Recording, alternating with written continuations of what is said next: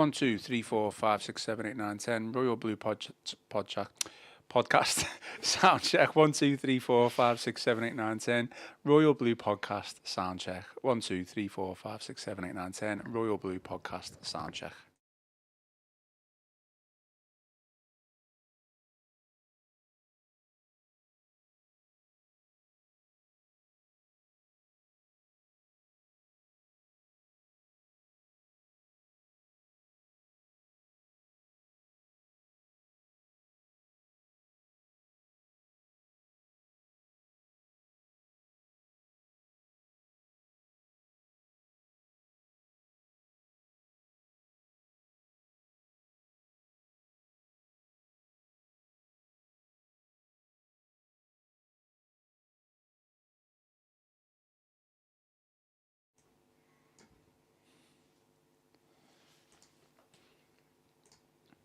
Hello and welcome to the Royal Blue podcast. It's Wednesday. It's the Newcastle United Preview show.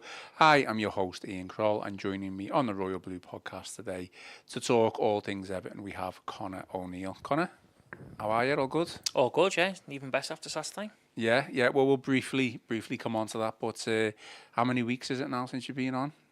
Was it after? I did post Bournemouth, didn't I? Post Bournemouth. Yeah, I done the therapy session. Still reeling after that then? No, thankfully it's Saturday's game erased Bournemouth a little bit from the memory. It'll never fully go away, but it helped gloss over what we witnessed on that.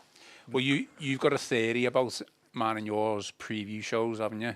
That they bring luck. They bring luck because every time we did one towards the back end of last season, we ended up winning, yeah. So that probably... except Luton, they drew Luton 1-1. Oh, well, but we were safe by then. We were safe by then, though. Yeah. So. Well, we had Brentford, Liverpool, Burnley. Did we do Newcastle as well? Did we? Unbeaten. We're all right. We can say it as a positive. Yeah. So we're all right. Okay, well, today's agenda, we're going to look ahead to Newcastle 5:30 kickoff on Saturday. Me and Connor will pick our team and give our predictions. And if you are watching on YouTube, you will see that we will be able to pick our team via our team selector graphic. Interestingly enough, me and Connor have virtually picked the same team. We don't want to give too much away. There is a slight change from the win at the weekend against Crystal Palace, but yeah, a slight change, and we'll come on to that later in the show. Before we do, plenty to discuss. Plenty of Everton news around, which involves Jarrad Branthwaite and his Everton future, the Freakham Stadium funding, plus plenty more. The usual plugs, please give this video a thumbs up and give us a like, and don't forget to subscribe to the channel as well. And as mentioned, we are live, which is a little bit later than usual. We usually go live late morning or early afternoon, and it is obviously after 5 in the evening, but we are live, and that is the main thing. So to get involved in the show, join the debate and leave us a comment. So Connor, we'll get straight into it then. It's the Palace win. I think just to give your say on it, and we'll close things off. What's your thoughts on it, and just give your overall thoughts and feelings after leaving Goodison on Saturday? Relief. It was the feeling. Just so important to win, wasn't it? We spoke about it at length privately, myself and you, saying, we just need to get that burden off our back. We need to pick up 3 points somehow. Obviously, after throwing away the lead against Bournemouth, throwing away the lead against Aston Villa, obviously throwing away the lead against Leicester. You needed to find a way to get over the line. Yeah. I think that's the best way to describe Saturday. Everton found a way to get over the line. I don't think it was by any means a vintage performance. I don't think by any means it was a performance that we'll look back on in time and think, that was one of the best displays this season. Certainly first half, I thought Everton were very disjointed. Adam Wharton absolutely ran the show. We couldn't really get near him. But then obviously, Dwight McNeil scores an absolute worldie. All of a sudden, Everton had the tails up, the backs up, the fans are up off the seats, and next thing you know, it's 2-1, and Everton got something to hang on to. And unlike we've seen this season, they managed to hang on to that and see the game out and pick up all 3 points. Jarrad Branthwaite, of course, makes a massive difference, doesn't he, in all this? I know we're going to come on to him a little bit later on in terms of some of the off-the-field speculation around him. Yeah.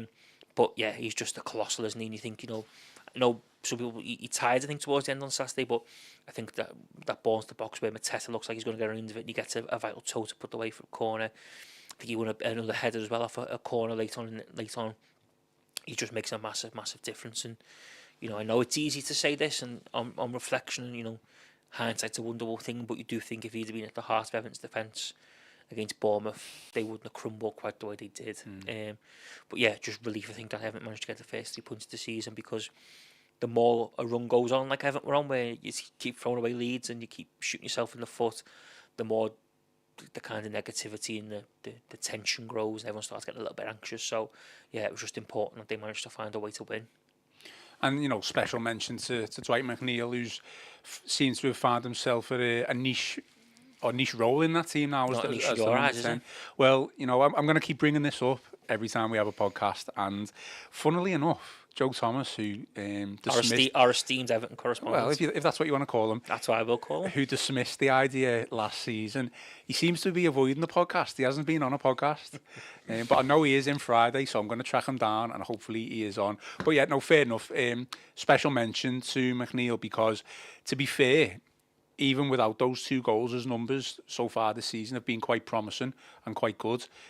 So is he, other than the creativity and the threat that Ndiaye brings to that team, or certainly on the left hand side, it certainly seems to be that Everton have got another string to the bow in McNeil there, going forward. Yeah, but the stats back it up, don't they? That's the thing in modern day football that we all pay attention to and we all have an interest in is stats, and the stats back up McNeil's importance to Everton and how he's adjusted to life in this new setup in which we see him playing behind the centre forward. And I thought his first goal is obviously an absolute worldie and a special piece of brilliance. But I also thought the second goal was really good. The control and the finish was really, really good. It was a great ball in by Jack Harrison, of course. But yeah, I just think he's starting to show things that we'd hope he was, flourish and show. And he's arguably now one of Everton's most important players.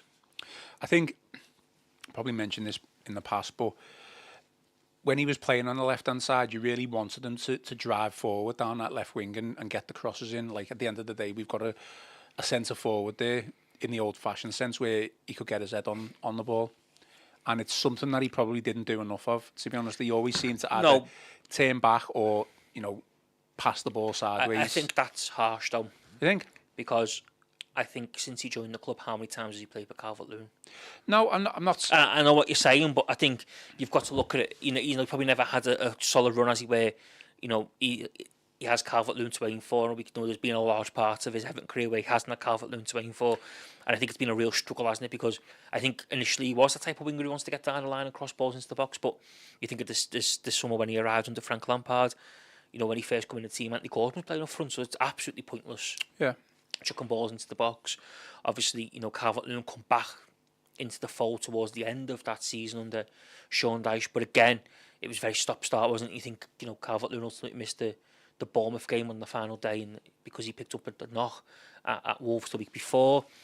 So I know what you're saying, but I think it's a bit harsh to judge him on that because I think he hasn't had a natural number 9 target man to aim for. Yeah. But I think now we're seeing signs of someone who's a little bit more of an all-rounded player, and I think he's often shown a lot more than just being a winger who wants to get to the byline and get goals into the box. He's now got an eye for goal, and he's got a real bit of creativity in the middle of the pitch, which Everton have been crying out for a long time. I mean, he's always had that eye for goal though as well, hasn't he? I mean, he scored one against us for Burnley. Yeah, but we didn't see enough of that though, did we? When he first came in again, no, we didn't see him cutting inside. So, I think the positives are we're now seeing McNeil flourish into the type of player that I think people hoped he would when he first joined the football club. He very much reminds me of, if I can remember and try and say this player's name, Billy Letinov. Billy Adinov or whatever, however you pronounce it. Well, that's close enough. I used to get really frustrated when Moyes used to play him on the wing because I just felt he's not a winger. Yeah. Okay, he's got a wand of a left foot, and naturally you would think because he's got a left foot he should play on the wing, but that doesn't always. It's not always the case. And when he got into those central positions, some of the goals that he scored, Wolves away being the best one, wasn't it? Yeah, I mean he's scored some incredible goals, and I think McNeil's probably got maybe a little bit more work to do to get to that quality, because I think even Billy Letinov could have, I said it right there, could have gone on even further, but he was always played out of position for me. McNeil now, hopefully will continue his role as a number 10, and we'll see where it gets him. Okay, well, I think we'll close off Palace there. Obviously, a much-needed win, vital. Taking the pressure off Sean Dyche a little bit, or is the pressure still on, do you think? Not taking the pressure off, don't think. Was the pressure on for I you? don't think it really was it? I think obviously anxiety grows when you don't win football matches. That's just natural, isn't it? But I don't think the pressure was truly on in terms of he was going to be fighting to keep his job anytime soon. I think he's, more than safe for the time being. Obviously now he's won a game, made an effective substitution at half time. Another criticism that often gets labelled at him. So yeah, I think onwards and upwards for everyone at the football club, not just the manager. Tazul Islam says Billy. Call him Billy. Just call him Billy. I think that's probably fair enough, isn't it? Okay, moving on then. So some Everton, Jarrad Branthwaite news and his Everton future basically has been the topic of discussion this week. It always seems to be. But a report has claimed that Liverpool, quote, could feasibly move for Everton's most valuable asset in January. I think it was from an article in the Daily Mail, and it claimed that Manchester United had planned to make a fresh bid for Branthwaite in the summer, but that move is now in danger of being hijacked by Liverpool. It worries me this a little bit, and I don't know what you think, but what have you made of these reports, if any, or do we just dismiss it straight away? You should never dismiss any report out of hand completely, because sometimes there's no smoke without fire, as they say. I personally wouldn't be surprised if Liverpool did have an interest in Jarrad Branthwaite. I think they'd be mad not to have an interest in Jarrad Branthwaite. Do you think he goes as far as to put an actual bid in, though? On that, I'm not sure. I think it would be quite the bid for Liverpool to make. But understandable, because I've just backed the little clubhouse from there. He's only played one game this season, so we all know firsthand how special a player he is and how good a player he is. So I think, if Liverpool were to be interested in him, that wouldn't be a surprise and shouldn't be a surprise, because, let's face it, he's one of the best players in the Premier League. So, Liverpool want to be the best team in the Premier League, to be the best team, you got to have the best players. It kind of fits the mould, doesn't it? So, yeah, I wouldn't be surprised if Liverpool were interested. And I think reports like this are always going to, be around for as long as Jarrad Branthwaite's at Everton, because people will obviously put two and two together and think that Branthwaite could and should go on to bigger and better things than Everton. I'm just a little bit concerned, because this is something that has kind of stemmed from the summer. It kind of hasn't gone away. United came in for him, and in Liverpool stuff in the summer, though, that was because the odds tumbled, not because there was ever any link. No, I know that, but and it doesn't, there was never no official kind of reports that Liverpool were interested. It was just based on the fact some odds tumbled on him going to Liverpool. I think Liverpool are and would be interested in him. I'm not trying to sell him. Like, the last thing I want to do is Jarrad Branthwaite to go to Liverpool. Trying to sell who? Who ever tried to sell it? What do you want, Joe? God, well, I've here, Connor. No, I just think, to be honest, if he was being not touted, but if we were saying his valuation was something between 70 to 75 million in the summer, based on the start that we've had, the poor start that we've had, and he's come back in the team, and we've won the game, and say if anyone is, close to Liverpool as the rivals that they are, comes in for him, you've got to be saying, like, it's got to be an offer of extreme value.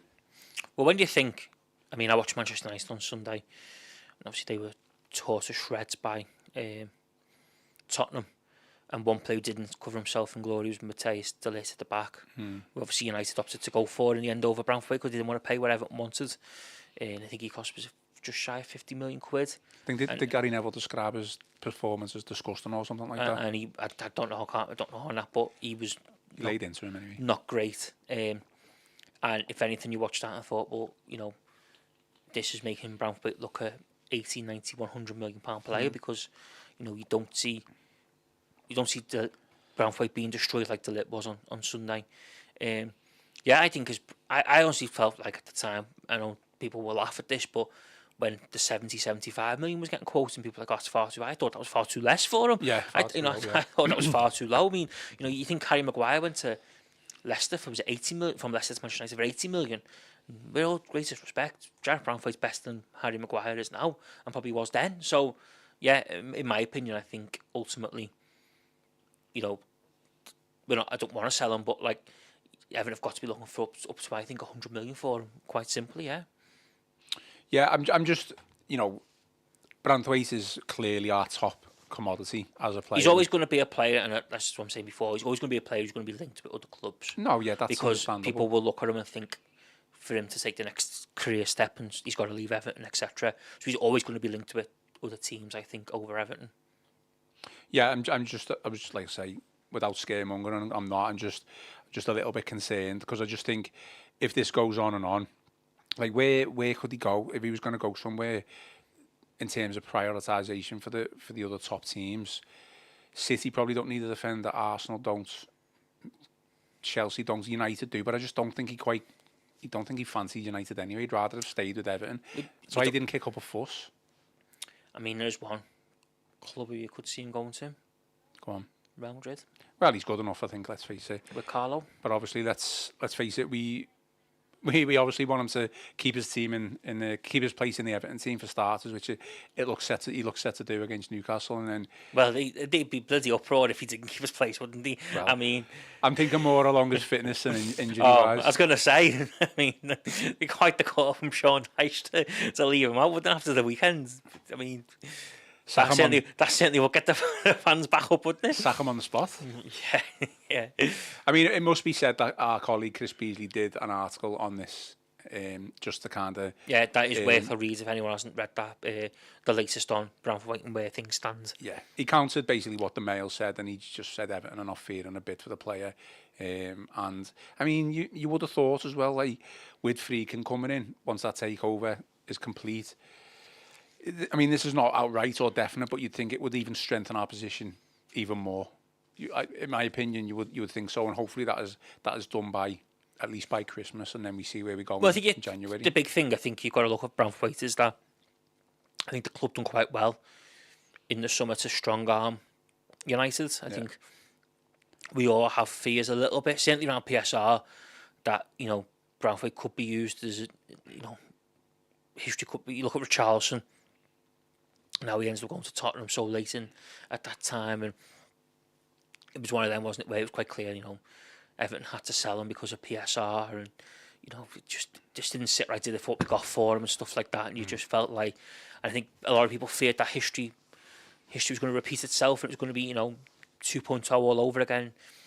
It wasn't, and I think you've got to give, like I say, we've got to give credit to the club for strong arming United's approaches and standing firm and clearly not buckling under pressure and looking to sell him. I think you've got to give the club credit for that, because it probably would have been easier at one point to maybe look to do some sort of deal, but they were hell bent on digging deep and digging in. That's exactly what they've done. Obviously, it was helped by the fact that we managed to offload Onana to Aston Villa to cover, probably cover PSR reasons. But yeah, I think it was, the club done very well to keep hold of Branthwaite in the summer, and I think it should be applauded, because I think we're always quick to criticise when we don't quite do that side of the football well. So it's only right that you praise and say the club deserve credit for keeping hold of him and digging in and not allowing themselves to be sucked into needless negotiations. I mean, I think I completely agree. I think I've used the phrase when it comes to this. You suspect Kevin? That was probably got a lot of Kevin Thelwell's words. I think I used the phrase Kevin Thelwell played the blinder when it came to publicly stating that we needed to sell for PSR, when really we probably didn't need to sell as much as what other clubs thought, which is why United came in with a derogatory offer for Branthwaite. Disgraceful offer, wasn't it? Well, it's looking even more disgraceful as each game goes on now for that Branthwaite plays for us. Okay, well, we'll move on. Freaking stadium funding. He's basically been stepping up to provide the club with more working capital to ensure the completion of Bramley Moore Stadium. I think we knew this was, well, it needed to be done, and obviously Freaking, as now the new prospective owner, is the most apparent person to do that. So it's looking like Bramley Moore will be complete, and finally with the funding as well. Yeah, step in the right direction, isn't it? Signal Freakin's confidence in one suspects that he's going to become the new owner of Everton Football Club. A positive move, because, like we say, we want everything to be done on time. We want to be, this time next year we want to be reflect on Everton home matches that are being played at Bramley Moore Dock. So yeah, it's a real positive step, and one that I think again is a big indication that Freakin believes he will be the new owner of Everton Football Club. and he's been pictured in the country as well for the first time. Oh, right. Playing golf. Did you not? Have you not seen that article? No. That's why I said to you before when you came in. He's been playing golf with his son. Let's have a look. Royal Bootle, was it? It was not Royal Bootle, no. It's gone now. Kirby? You can basically see this article on the Liverpool Echo website from Chris Beasley. He's been pictured with his son playing golf at the Alfred Dunhill Links Championship. Oh. There we go. You can see. I'm showing Connor now, so everyone else can. Anyone who's listening St Andrews. won't be able to see. But Not a patch on Royal Bootle or Royal Kirby. Are you a golf player? No. Terrible. Okay, well, we'll move on from Connor's hobbies. We'll talk about Newcastle then, because this is pretty much why we're here to talk about and preview Newcastle. 7th in the league, Newcastle. What have you made of them so far? They've done well, haven't they? I think they've had a really good start. I think there's a lot of scrutiny over Newcastle in the summer. The transfers that they didn't get done, the transfers that they did get done, the players who could leave, the players who didn't end up leaving, who looked like they were going to leave. Anthony Gordon being obviously the main one in that. Eddie Howe seemed to look a little bit under pressure, didn't he, as well? I don't think there was a few clashes, I think it's led to believe, but him and the new sporting director and the new kind of football operations. Still ongoing, I'd say. What they've got there, and he wasn't quite involved in the transfers, and which he's been used to and stuff like that. So they made the real. I mean, I saw a little bit of them on Saturday before the Everton game. I was the press room at Goodison, and they look really good, to be fair, and they look good value for a point against Manchester City, which is, as we all know, no mean feat, given how superior City are and have been. Yeah. I think I've been impressed. They've got some good players, dangerous players. I think in Bruno, they've got one of the best midfielders in the Premier League. So it'll be a tough test, and it'll be an interesting test. I felt like Newcastle's summer, in terms of transfer-wise, they made a bit of a hash of it all. Yeah. Everything that they seemingly did or did not do with Gordon, let's face it, they did try to offload him to Liverpool. And then the pursuit of Mark Gay from Crystal Palace. Well, interesting that they wanted Quanta, wasn't it? But before that, as part of the Gordon deal, and they rejected Joe Gomez, the chance to sign Joe Gomez, couple, wasn't there? And obviously then the major talking about obviously the public pursuit of Mark Gay and how that kind of ended in disaster, because they obviously made 2 or 3 bids, I think, in the end. Never got near Palace's estimation, valuation and stuff. So yeah, it's all very odd. I think is the best way to describe Newcastle's summer in terms of what they didn't do and what they did do. But they've still got an incredibly talented team, and like I say, Gordon, Alexander Isaac, Bruno, all incredibly gifted players who are, at the top end of the game. Just on a bit of a sidetrack there, just with us mentioning Mark Gay and obviously Newcastle's pursuit of him, and then Manchester United's pursuit of Branthwaite. Do you think there's been a shift in terms of player mentality? Say, like years ago, if one of the so-called bigger clubs would come in for a player, that player would kind of kick up a fuss and put a transfer request in, and you very rarely see that now, from my point of view. And I'd probably say, obviously, Amusing Gay and Branthwaite is the case in points. But is there a shift in terms of, because the players are just, even at the bottom of the league, they're on so much money anyway, so it doesn't really matter. They know they're going to get the move at some point. Doesn't really matter. There could be elements that they know they're going to get the move at some point, especially the younger ones who are young. But like under likes of, say, like United came in for someone under Ferguson, like it was literally like, right, there'd be a big fuss. Yeah. Like even Lescott, when City were after him, the fallout from that wasn't great, was it? Lescott didn't come across in a good light. I just think there's less of that now. And I don't know whether it's because or maybe money. It's just played out in private. We don't see that, we don't hear and see it as much anymore. Yeah. It's played out in private. We don't know. But yeah, I know what you're saying, because I think it's quite interesting, isn't it, and how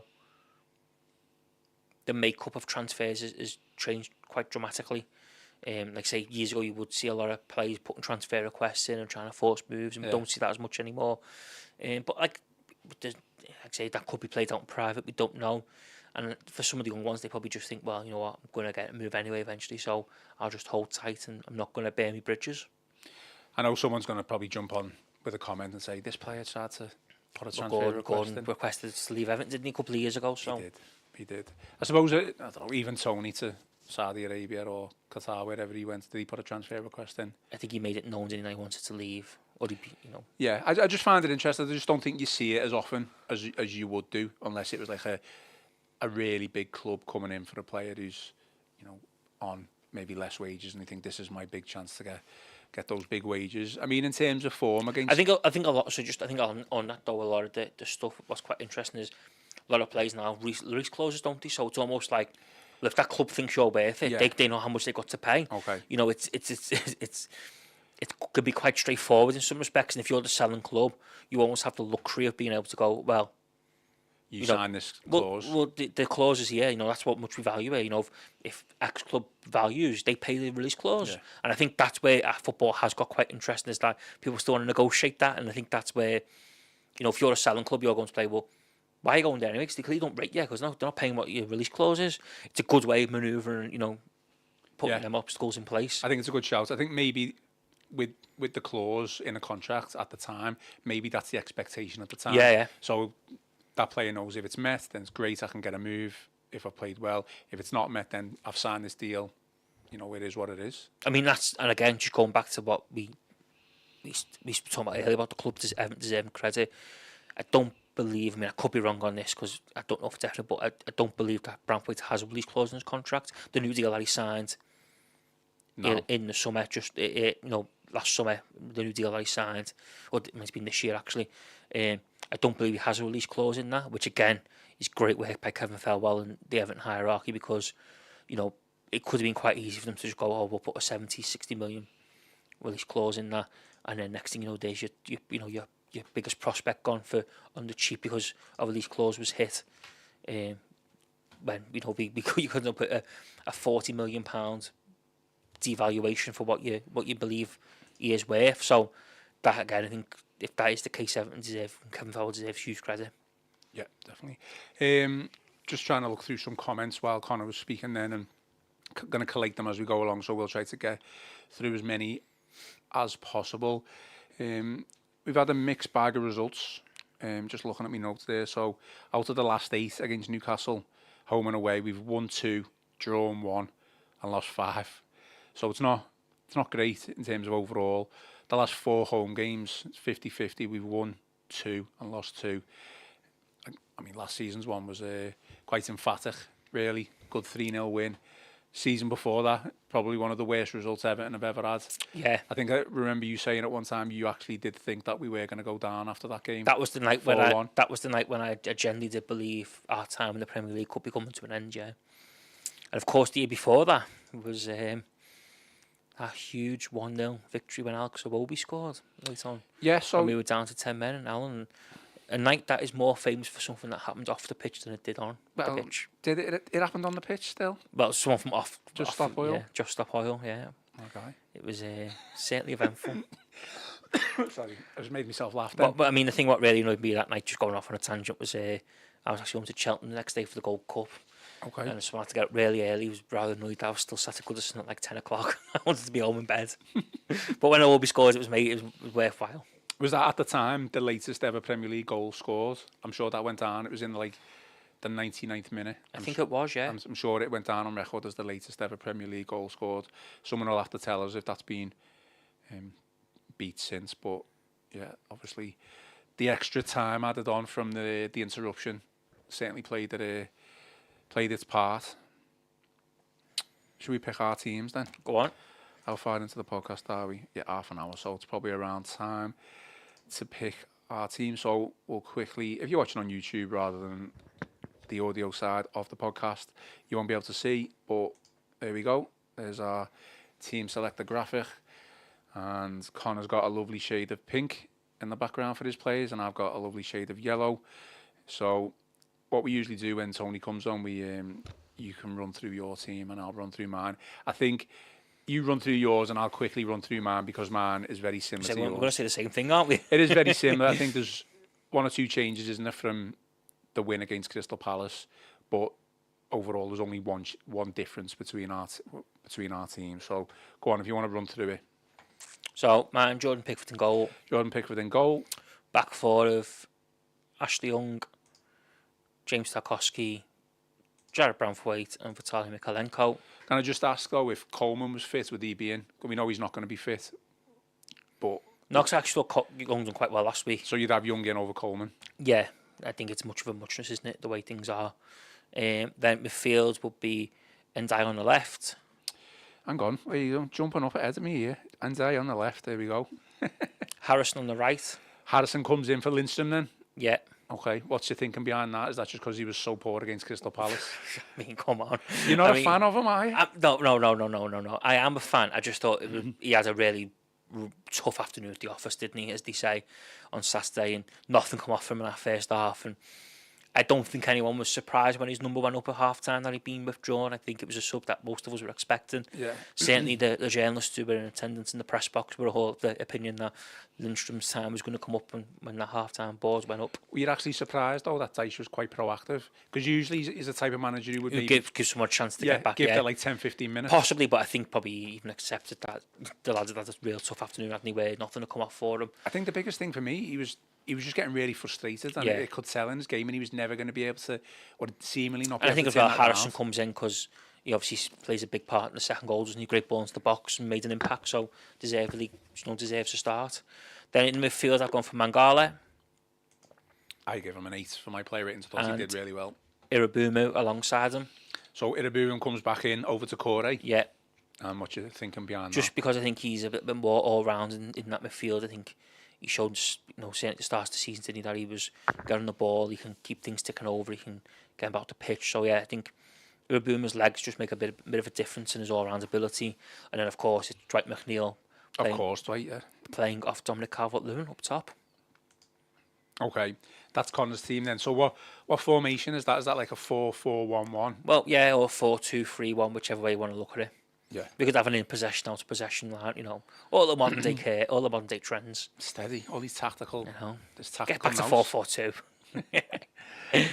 Okay, I'll quickly run through my team, and as we go on, you'll probably see the difference. Jordan Pickford in goal, Vitaly Mikolenko left back, Jarrad Branthwaite, of course, alongside Tarkovsky. Excuse me. Ashley Young as right back, but on the basis that Coleman's not fit. I think before the Crystal Palace game, I called for James Garner to play at right back, but I think players should be in the team based on merit. And for, I think there's a lot of talk about how well Ashley Young did. I think he did okay. I think we should be careful of how much we do praise Ashley Young. This is not me slating him in any way, shape or form. Thought he did well against Leicester. I think he did well against Crystal Palace, so he deservedly should be in that team, and he's in that team on merit. So fair enough. Same as you for the midfield, in a way. Decore does come out because I think he didn't struggle against Crystal Palace, but I don't think he was as effective as he probably was against Leicester. And he's not out the team just because of this, but he was through on goal and fluffed his lines as well, which is a bit of a disappointment. So, and another big thing with regard to this decision, I feel like we need a ball-playing midfielder who can try and retain possession a little bit more than Decore can. Yeah, I do agree with that. So, for me, it's James Garner who should come in. I think he's itching to get in that team in his much preferred position in the centre of midfield. I've touted him as playing right back, but I don't necessarily see him there. That's not where I want him to play. He is a centre midfielder, and it should be alongside Orel Mangala, who I think he is the mainstay now. I thought he got better as well actually on Saturday the more the game went on. Yeah, I think I mentioned this on Monday in the Monday pod with Chris. I was really happy with his performance, and I look back at the stats, and he was certainly one of the top performing midfielders in both teams. His stats were, they weren't amazing, don't get me wrong. It wasn't as if he was like a man of the match display, but he's only just kind of bedding himself into the team, and he's got a Premier League experience, so it's not just like he's jumping straight in there, but I thought he did very well. So that would probably be the one. Well, I've got two changes. That's one of two changes that I'd make, and then it's the same as you. Dwight McNeil as the number 10, Iliman Ndiaye on the left, and then I think Jack Harrison should come in. To be honest, I think again you should be in that team on merit. Sean Dyche made the proactive sub. I think the goal changed the game maybe rather than the substitution, but without a doubt, Jack Harrison had a huge impact on that game. Got an assist, and let's face it, we're playing opposition who are going to probably give us a few more problems than Crystal Palace did. So we need maybe more of a defensive-minded right winger who's going to work hard and not get frustrated if things don't go our way. And hopefully, if things are going well or not going well, Lindstrom could come on and be used as an impact player. Up front is obviously Dominic Calvert-Lewin. So that's my team. Let us know, in the comments whether you agree or disagree with mine or Connor's. But let us know if you don't agree with any of them. Put your team in the chat, and I'll have a quick look before we do end today's live stream. Predictions then. You're going to be tough. It's going to be tight. But I think Everton will edge it 2-1. Do you? Bold, that. Bold. What, predicting Everton to win? I'd be happy with the points. Like say happy, I'd just be content with the way things are. Because, let's face it, they're a good team, aren't they? Performance wasn't good. Point wouldn't be the worst result in the world going into the international break, but I think Everton will just edge it 2-1. I like the positivity. I'm going to go 1-1. And I'd probably, don't get me wrong, I'd want to win, I'd take a win, but if anyone said take a point now, I'd probably take it. I'd probably get a lot of people shouting at me here and disagreeing with me, but I think a point at this stage against the Newcastle side, who seem to have a bit of momentum with them, would be good. I mean, just to kind of finish off then, before we come on to some questions, the next 5 is Newcastle, Ipswich, Fulham, Southampton and West Ham. What would you say is the minimum? It's absolutely irrelevant to talk about the next 5 games because of the international break in the middle. It's irrelevant? Yeah, because... Well, come on, Connor, give us a break. No, hear me out, because when internationals, like we see all the time, people can touch wood, it doesn't happen, but people do get injured and things change, don't they? Okay. So I always find it really tough to preview games before an international break because you never know what the squad's going to look like when the international break ends, comes back, if you know what I mean. The only reason I'm bringing it up is because I feel... But they are winnable games, aren't they, on paper? They're all winnable games. So, okay, I'll say it then. If you don't want to say it, I'll say it. I think it should be minimum 1 against Newcastle. We should beat Ipswich. So there's 4. Fulham have had a good start to the season. Yeah, and they've got a really good record at Goodison in recent years as well. I still think we should beat them, though. I still think so. There's 7. I'd probably say... Southampton's a difficult one. I'd probably say beat Southampton, to be honest. So there's 10, and then I'd take a point against West Ham. But also as well, with West Ham, by the time you get there, you don't know if Locatelli could still be in charge because he's under massive pressure, isn't he? Am I being unrealistic there to say we'll go unbeaten? No, because in the next 5? because I think if we were to, on paper, if we were to draw up fixtures that we think are winnable and ones that we should be doing well in, you would put Ipswich and Southampton away as the 2 games where away from home you're probably looking to get 3 points, and then 2 home games being, or one of the home games, being Fulham is another one where you look, it should be a winnable one. And obviously West Ham away has been a happy hunting ground in recent years for the Blues. So no, I don't think you are, but like I say, I just think it's tough to judge because of the international break coming up. And then obviously, as I say, you look at Southampton and Fulham by the time we play them at the back end of, well, it's November, isn't it? I think we play both of them. Who knows who'll be in charge and stuff like that, because seemingly both Russell Martin and Locatelli are under massive pressure to get results and turn things around. So, who knows what state both of them clubs will be in by the time we get there. Yeah. Okay, well, just quickly run through some comments, and then if you want to jump in with any of your opinion, Connor. Stuart Wilson says, in reference to obviously the last game, Palace could have been out of sight by half-time. They bullied Everton off the ball time and again. We were fortunate to get a result. Well, we probably were. I said that showed him it wasn't a great performance, wasn't vintage, but we got 3 points and that's all that matters. You can have a performance like you did against Bournemouth where you totally outdominated the team for 85 minutes, played them off the park and still ended up defeated. So sometimes football's about winning, isn't it? Not about performances. You'll like this one. Daniel Corrigan. There's a love-in for Dyche at the Echo. Everyone knows Dyche isn't good enough. He has to go ASAP. He's entitled to his opinion. We've got our opinion. He obviously hasn't seen my tweets over the past couple of weeks to say that there's a love-in at the Echo for Dyche. Don't think there is. I think we're just being honest in our opinions, but everyone's entitled to their own opinion. Exactly. It's all based on opinions. Roy Nixon. Branthwaite will be mad to sign for Manchester United. There are better options out there for him. Yeah, I do agree with that. They look a bit of a basket case, don't they, United at the minute? I do agree with that. But one of those options is Everton. Stick with stay, Everton. The Blues on YouTube says, people thinking new owners will prevent us selling Jarrad are in for a shock. Do you agree with that? I think I probably said before that it maybe strengthens our hand a little bit. I don't know if that comment is in response to what I said, but surely it does strengthen our hand. You'd like to hope so, wouldn't you? You'd like to hope so. That it's a chink in the armour and something that we can use to fend off the interest that is suspected is going to come our way. But look, we've just got to wait and see. Who knows what's going to happen? One thing you can't do is predict transfer windows because no one knows what's going to happen. No one knows who's going to come in for who or anything like that. Tazul Islam says, can't see us selling to Liverpool. It's lazy journalism. I mean, I don't like responding to claims of lazy journalism because as a journalist, we all know how hard it is, and you know whether the journalist who probably wrote that's where we got that information on good authority. And like I say, Liverpool would be mad not to have an interest in Jarrad Branthwaite or certainly be watching them. So I don't like the term lazy journalism because as someone who works in the industry and someone who works with a lot of journalists and knows a lot of journalists, it's an incredibly hard job, and a lot of people work incredibly hard to build up contacts and connections. And whoever the journalist is, the mail who wrote that story will wrote it on good authority, no doubt from speaking to someone. So yeah, I don't really like the term lazy journalism. Another one from the Blues says, I know you lads have already picked your team against Newcastle, but would you consider Tim Iroegbunam as a third midfielder to match Newcastle and play McNeil off the right cutting in? I mean, I suppose that would keep the Corey in the team for you. So then Corey goes in the number 10, essentially. And Iroegbunam plays alongside Mangala. Yeah, and McNeil's cut on the right. Yeah, that's I'd still put McNeil in the 10 for a bit of creativity and keep Harrison and Dye out wide. And Stuart Wilson says, we need a midfielder that's going to play forward on Saturday and play on the front foot.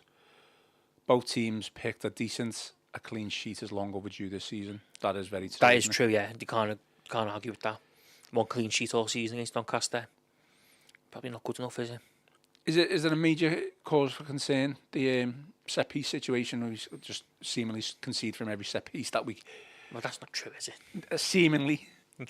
It is a worry because no, we're always. It is. I know what you're saying because the big thing for me is that like we don't concede goals that are good. So like for instance, like the John Duran goal against Aston Villa, but we can see for Aston Villa that we concede. The ball he hits the ball from 30 yards. Okay, there's an element that people say he's got to be close down, he's got to be this, got to be that. But there's also an element of like, well, we could have had 2 goalies and they're not saving that. But then there's just been so many of the goals that have been so poor, just balls into the box. Think of the Southampton goal and the League Cup, Saturday's goal. It is a worry because you're thinking we've got to show some responsibility and have someone have the ability to take control and command the defence. And you hope that that will come in time and we'll find ways to rectify it, and the return of Branthwaite might boost that. Okay, well, I think we're out of questions. I'm out of questions. I think you're tired, aren't you? And you want to go home, to be honest. You've worked hard today. Been a long day. Yeah, Connor stayed very late today for this podcast, and I've been very patient, to be honest. And you've done well to stick it out. So, any final remarks then before we finish off? No, not at all. Just looking forward to. Are you going Saturday? I will be. Well, hopefully, yeah. I will be there. Yeah. Working for the Echo. Someone's got to. Yeah. Well, we will be back on Friday. For another preview pod. We'll obviously react to Sean Dyche's press conference. Hopefully, no new injury news, and there's a full strength squad for Sean Dyche to choose from, and we will see where we go from there. Yeah, it's looking forward to it. To be honest, 5:30 kick-off. Hopefully, got a few coming up. Have we? We got Fulham as well as it's a 5:30, isn't it?